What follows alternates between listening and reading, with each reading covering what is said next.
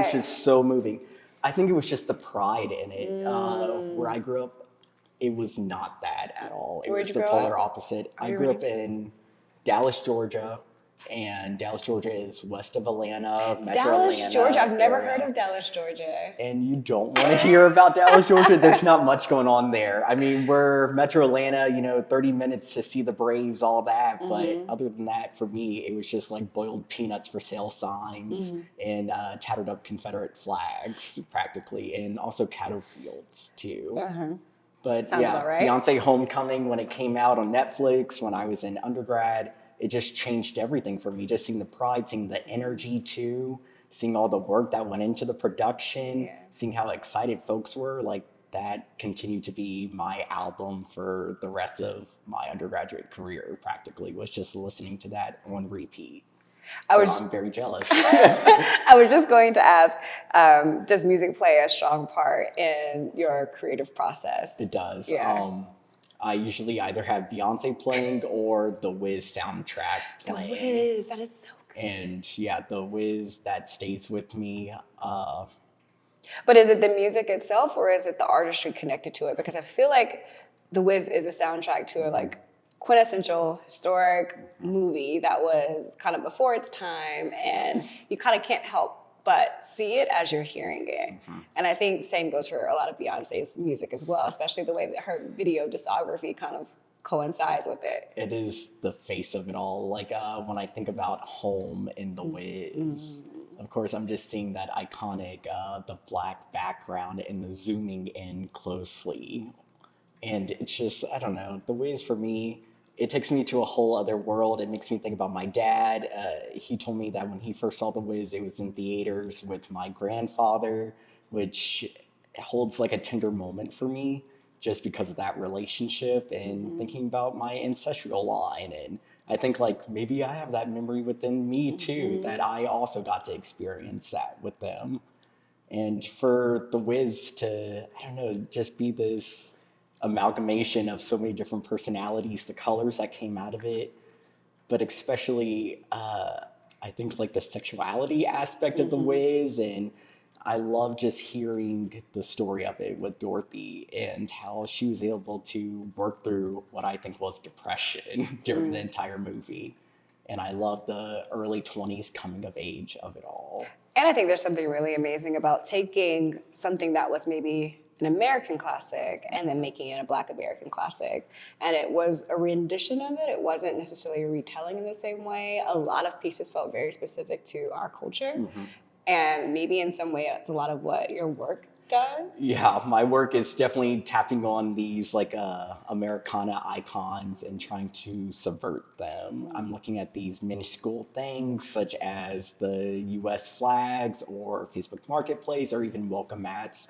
And I'm thinking, how can I interject myself in this broader conversation when it comes to equality and equity, but also where are we presently, both as a community, but also myself. I think a lot of my practice is trying to find home, and home in the sense of the physical home, but the home as in the safety, the security, the knowing of oneself. And that's kind of how I've found myself throughout this practice. I'm hearing Diana Ross saying home right now as you talk about it. Okay, well, let's back up then. You're talking about, where you have navigated in your practice to date. How did you get here? Were you always an artist, William? No. No? No. I wanted to be a computer scientist when I was younger. Really? I wanted to go to Stanford. I knew that Stanford offered a course in Andy Warhol, the history of Andy Warhol, and for some reason that appealed to me. I think because Atlanta's so infatuated with Andy Warhol at the High Museum. But yeah, so never wanted to be an artist. Actually, in undergrad, I wanted to drop my art major a lot, especially in that first year. I was a double major in art and women's studies. But something happened once I took an intro to 3D course that I was able to see what art could truly be, especially when it came to using all these different skills and materials and combining it within one person, one practice. That's when things started clicking, especially once I started diving into the work of other Black artists, especially Sam Gilliam. That was the first Black artist that I truly was mesmerized by, I'll say. him and Elizabeth Catlett, definitely. What was it about Sam's work that pulled you in? Just how he was able to hang those damn canvases off the panels, off the stretchers, in the colors that he was able to show throughout the work. And I also loved his persona and how he spoke about his work of, you know, sometimes abstract art can be abstract art, but it's still me. It's still the Black art. It's still the personalist political. Like, this is a political act, this artwork. And I love how something that can be so minuscule, again, can make such a larger impact to us all, especially just the hanging of canvas, of draped fabric off the wall.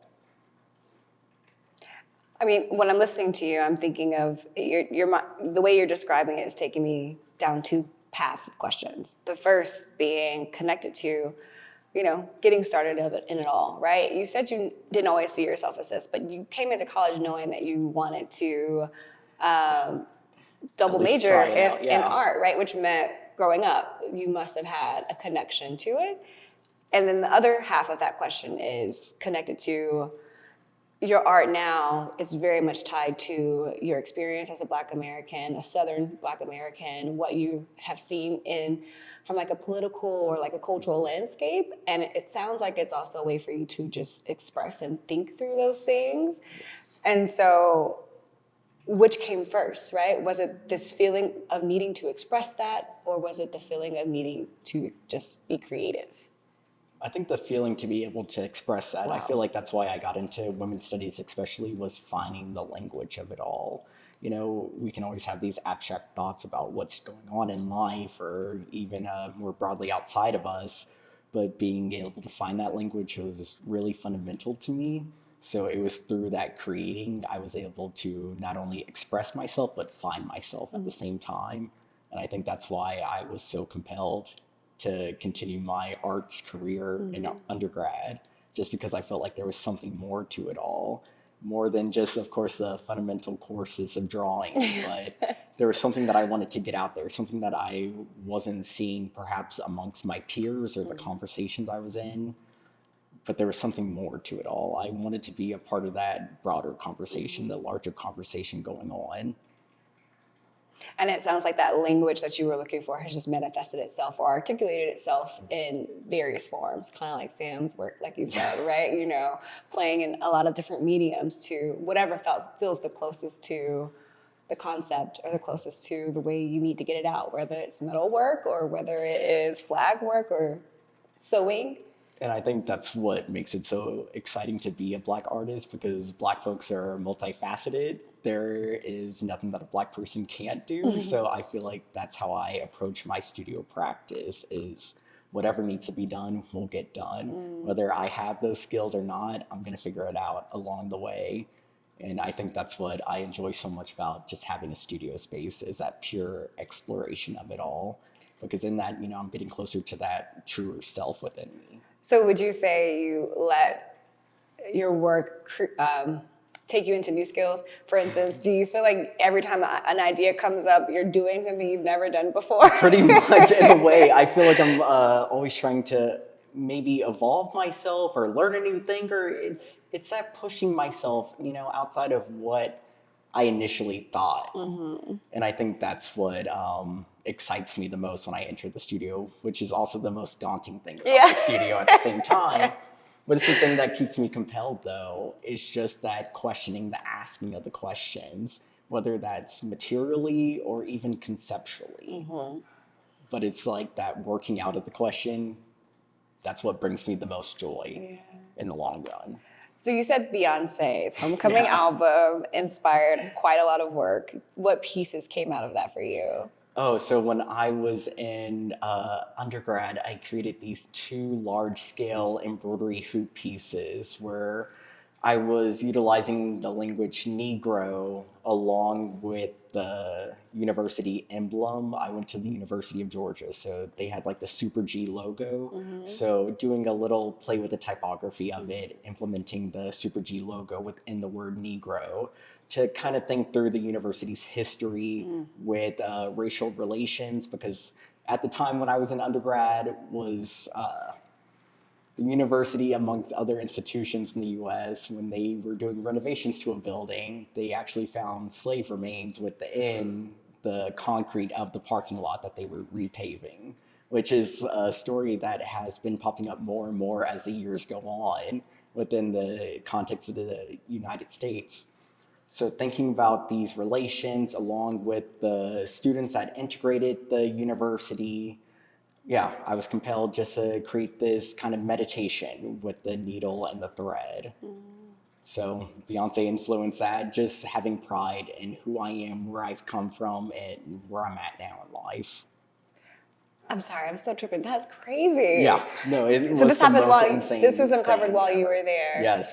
And I think, in theory, it's not the craziest thing we've heard. It's Georgia, of course. There are going to be bodies Yes. buried. We've heard of, what's the major lake in? Lake Lanier. Exactly. Yes, We've heard with all the the whole town stories. underneath, Yeah, yes. but it still feels surreal to. Yeah, to be living in that Yeah, history yeah. presently. Even when I lived in Ohio, crazy enough, the same exact thing happened. Of course, not at Ohio State, but in the area I was living, the high school, they were doing renovations. And this land was previously owned by P. Litchford, who was a black man. And later the county took over the land. But net, what happened was they were doing renovations on the grounds, and they thought they had removed all the bodies from the family cemetery, but they discovered more as time went on with the Wow. renovation. When that was just interesting to see the discourse amongst the community and the school officials. When you share your work, when you are creating, all around contents that can be very, I guess, emotional, how does that go for you? Do you feel any kind of energy when you're ready to release it and share it publicly versus the energy you felt when you were creating it? I have a hard time emotionally when it comes to that exhibiting of the work, and I think Yeah. it's because of that tied connection to it of seeing it from original conception to the finished product. But it's something that I've slowly learned to release a bit, knowing that these pieces are no longer my precious little babies, my precious little objects. That once they are out, they are, the public's now. But I'm still very much tied to them emotionally. It's a hard thing to let go, but I've always received well feedback from everyone. Yeah. So you're saying have you had challenges though with like the response? Is that what you mean, that you're pretty emotional? I mean, I feel like that's a Yeah. fair And it place to definitely be. depends on the context of it all too, and especially some of my work, the ones that are more interactive than others, or maybe not even directly interactive, but folks choose to interact with them. That's a little hard to, I guess, think through, or put myself within their situation. But I guess what I want for my artwork is that self-reflection for all individuals that interact with it. So seeing it play out in real time, even with that physical interaction, whether I'm a fan of it or not, I feel like it still adds another layer to the piece in itself, which I enjoy. Yeah. Yeah. Talk about some of the work that you have coming in here. Yeah, so the work that I have currently in here. Yeah. So right now I'm looking at Tangled in the Stripes, and this was one of my first sewing projects, and it was a sewing project that I utilized the imagery of the Black Panther along with the Upper Arlington Golden Bear. And it's me thinking through identity and what it meant to live in the Upper Arlington area, especially an area that was so rooted in the racially restrictive Fifth Clause and the deeds, and especially with the rhetoric of being in the US, being in the Midwest, especially thinking through their own culture.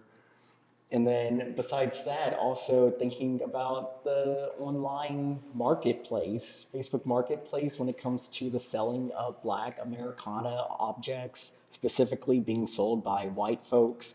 I am very fascinated by the marketplace. I grew up, amongst the eBay and Craigslist generation.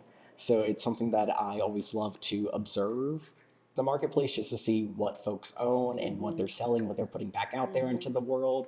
So to see these objects come back, especially at high lucrative prices, I'm astonished by it, and I just want to engage in dialogue with the folks that are selling them to ask, like, what's the history of the object? How did you inquire it yourself? How did it get here? And also, why sell it for this amount of money? What have been the responses so far? Oh, the what responses have are you heard? very cold. The responses aren't too generous, I would say.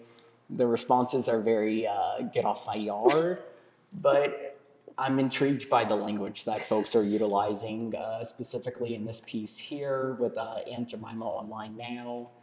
The individual that I was messaging, he alluded to saying that, you know, if he wanted to gift this object to someone, because I was asking for it within the realm of reparations, that he would give it to someone within his family that is of the same race as me, which then brings up a whole other line of questions as to, like, wait, back up, explain this part now. How do you have someone of this race in your family? Like, when did that cross over?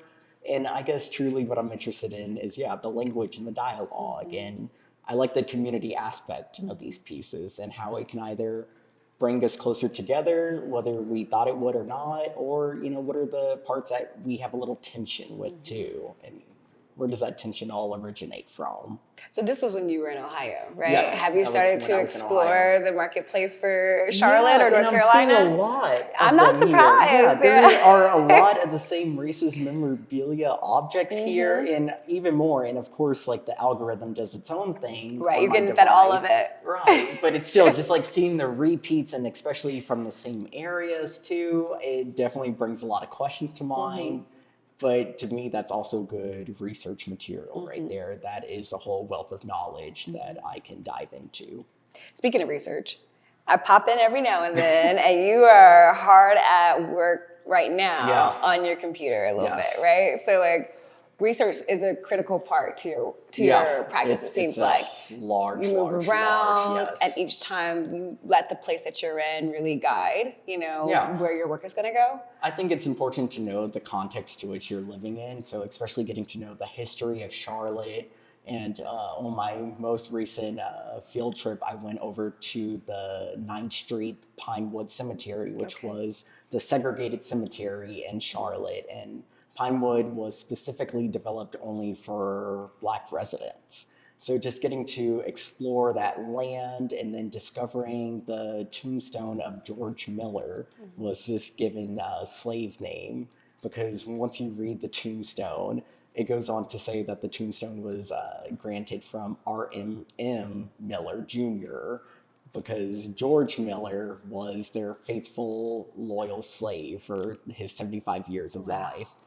So what I've been diving into now is going into the back archives of the Charlotte newspaper, the local newspaper here, and just finding who these Millers are and exactly what was their position in town, what was their social standing. And from what I found, the Millers were very well off with their businesses, specifically when it came to tobacco.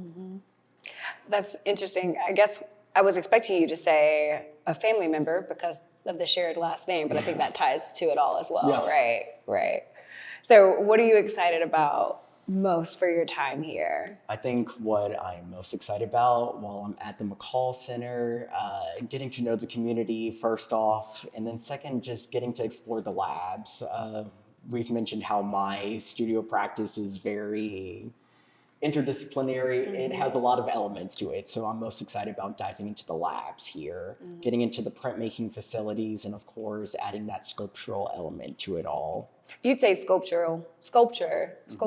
How do you, what's the adjective? What's the verb of it all? But sculpture denotes most of your practice currently, like 80s, 90%. In my heart, in my blood, I am a sculptor. That is who I am. That is how I found myself within the art world. It was originally graphic design, but it was just something dealing with the physical materials that I understood. And so then what else are you looking to pull in? You said printmaking. There's an interest there. Printmaking. I love a good laser cutter. I love doing some wood cut blocks off of the laser cutter to later do in the printmaking studios. But I'm also just excited with the possibilities. The possibilities of being with others in my cohort, getting to learn from them, and of course all the staff at McColl Center, and especially just seeing, what comes out of myself over the next few months. Well, you have an exhibition that's going to happen towards the end or the latter part of this year, right?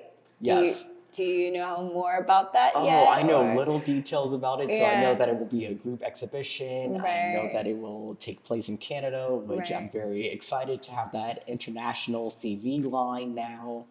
But besides that, I don't know too much, but I'm excited for the possibility of it all and just to see what comes of it. And especially this conversation that will take place from two different countries. Yeah, exactly. I think that was kind of the biggest part that I took away with your conversation with Sonia, right? Like, as part of the John L. Calmore Creative Art Activism, say the whole thing, residency, a big part of it is really extending the conversation of what's happening here or what the artists are creating here, what you're creating here, and extending that conversation into Canada as like a continuous discussion between neighbors about what's happening politically, culturally, wherever your work goes this time around.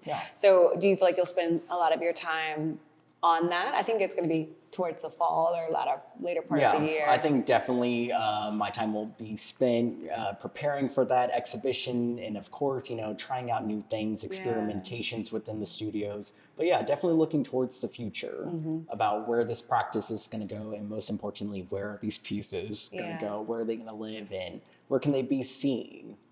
Well, I think the beautiful part about this residency, and I know this is your first residency, right? So I think you're entering into this world hopefully in a really good standing because McColl Center really allows the freedom for you to really explore. I think our biggest championing moment here is like, how do you want to explore and create and play new things while you're here versus coming in with an assignment, So I'm excited to see where you go with it.